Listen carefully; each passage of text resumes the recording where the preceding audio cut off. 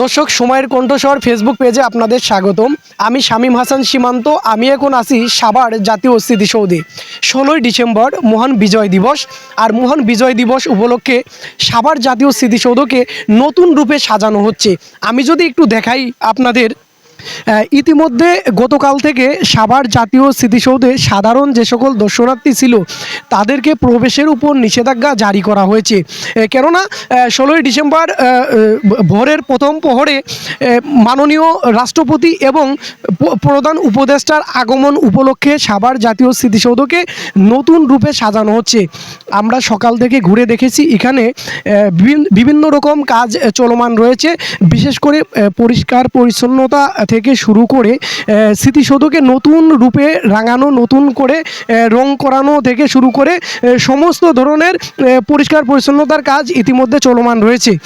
আমরা দেখেছি এখানে আইনশৃঙ্খলা বাহিনীরও চরম উপস্থিতি আমরা লক্ষ্য করেছি।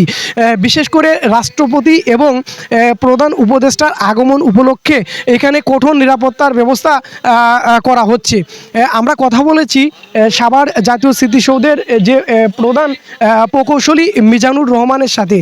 তিনি আমাদেরকে জানিয়েছেন যে রাষ্ট্রপতি এবং প্রধান উপদেষ্টার আগমন উপলক্ষে ইতিমধ্যে গতকাল থেকে স্মৃতিসৌধকে বন্ধ ঘোষণা করা হয়েছে এবং বাইরের যে সকল দর্শনার্থী আছে তাদের প্রবেশের উপর নিষেধাজ্ঞা জারি করা হয়েছে।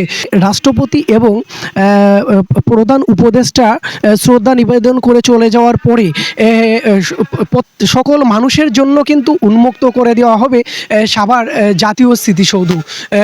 সেই সময় কিন্তু বিভিন্ন অঙ্গ সংগঠন, বিভিন্ন দল এবং বিভিন্ন স্কুল কলেজ সহ বিভিন্ন প্রতিষ্ঠানের যে সকল শিক্ষার্থী থেকে শুরু করে যত বিভিন্ন সাধারণ শ্রেণীর মানুষ যারা আছে তারা কিন্তু সাভার জাতীয় স্মৃতিসৌধে তারা জাতির বীর শ্রেষ্ঠ সন্তানদের প্রতি শ্রদ্ধা জানাতে তারা কিন্তু এই স্মৃতিসৌধে আসবেন, যার কারণে স্মৃতিসৌধকে নতুন রূপে সাজানো হচ্ছে।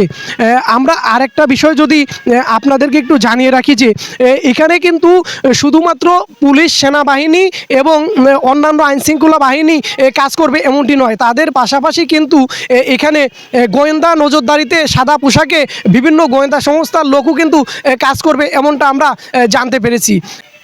সাভার জাতীয় স্মৃতিসৌধ থেকে শামীম হাসান সীমান্ত, সময়ের কণ্ঠস্বর।